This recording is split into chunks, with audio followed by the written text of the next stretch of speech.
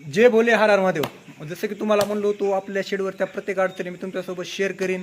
त्यापैकी आज एक अडचण आलेली आहे आपल्यासोबत. ते अडचण म्हणजे जशी की आपल्या शेडवरची पूर्णपणे लाईट गेलेली आहे. छोटासा आपण जुगाड केलेला आहे पक्ष्याच्या म्हणजे खाण्यापिण्यासाठी छोटासा जुगाड केलेला आहे, सेटअप बसवलेला आहे. त्यापैकी लाईट एक चालू आहे. आपल्या शेडवरची पूर्णपणे लाईट गेलेली आहे. जसं की तुम्हाला म्हणलो होतो आपण जुगाड केलेला आहे पक्ष्यांच्या लाईटीसाठी, खाण्यापिण्यासाठी त्यांची व्यवस्था केलेली आहे. तो जुगाड म्हणजे असा, हा आपला पंप फवारा आहे. पंप फवाराचे सॉकेट वगैरे आणून तो आला तिथला बल्ब एक चालू आहे. म्हणून या पिल्ल्यांची सोय सध्याच्या घडीला तर होत आहे. छोट्याशा बल्बावरती पिल्ल्याची तर सध्याच्या घडीला सोय सोय होत आहे. आपण MSC ऑफिसला कॉल पण केलेला. त्यांना आपण आपली अडचण सांगितलेली की साईडच्या दोन्ही शेडवरच्या लाईटी वगैरे पूर्णपणे चालू आहेत, पण आपल्या शेडवरची लाईट नाही चालू.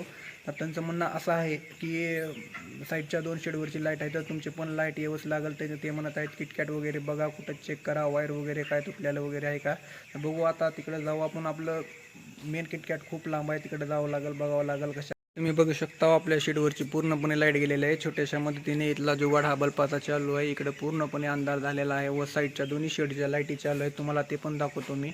आपलं शेड, आपल्या शेडवरची पूर्णपणे लाईट गेलेली आहे आणि आपल्या साईडचे शेड आहे इथली म्हणजे पूर्णपणे लाईट आहे आणि आपल्या शेडची लाईट गेलेली आहे. आणि साईडला एक शेड आहे, तुम्हाला ती पण दाखवतो, त्याचे पण लाईट आहे आणि आपलीच लाईट नाही. तर बघू प्रॉब्लेम काय आहे काय नाही ते काढू त्याचा काहीतरी इलाज. आणि समोरचं जे दिसतंय हे आपलं छोटंसं गाव आहे. हे वालं आपली मेन लाईट जिथून आलेली आहे तिथं आपण जात आहो, पाय पाय पाय करत चालत चालत जात आहो आपण तिथं. बघू काय होते काय नाही ते मी तुम्हाला दाखवलंच पुढे चलून. पाय पाय पाय पाय करून जात आहे आपण शेताच्या रस्त्याने. बघू काय होते काय नाही पुढे चलून मी दाखवलंच तुम्हाला.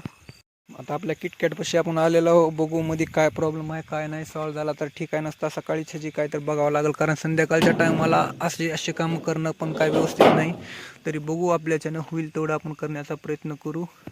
पूर्णपणे किटकॅट वगैरे चेक केलेला आहे पण इथं काय प्रॉब्लेम नाही दिसत. आता प्रॉब्लेमचा हाली सकाळीच बघावं लागेल, काय होईल काय नाही ती सकाळी तुम्हाला मी सांगतो. लाईट जर संध्याकाळी जर ऑटोमॅटिक जर आली, काय प्रॉब्लेम जर असेल तर ते तुम्हाला नक्कीच कळेल मी. आता तर कारण संध्याकाळचा टाईम आहे, हात वगैरे घालणं काही व्यवस्थित नाही.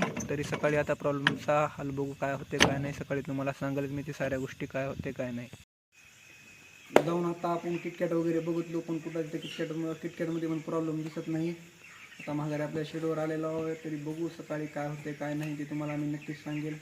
प्रत्येक शेती व्यवसायामध्ये आणि जोडधंद्यामध्ये प्रत्येक अडचणी येतात. त्या अडचणीला कधी मागे सरकायचं नाही, त्या अडचणीला तोंड द्यायचं. अंतर्जा शेवटला चांगलाच होणार आहे, फक्त बस थोडा विचार करायचं. छोट्या अडचणी शेतीधंद्यामध्ये येत राहतात, काय नाही त्या फक्त अडचणीला तोंड द्यायचं. प्रॉब्लेम कसा सॉल्व्ह होईल.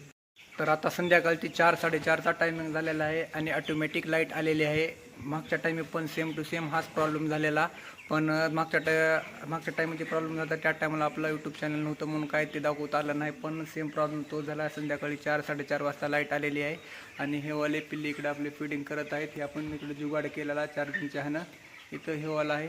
तर बघू सकाळी आपण वायरमॅनला बोलून घेऊ काय होते काय नाही, तर एकदम सविस्तर काढून घेऊ काय होते काय नाही. Okay, bye bye, see you.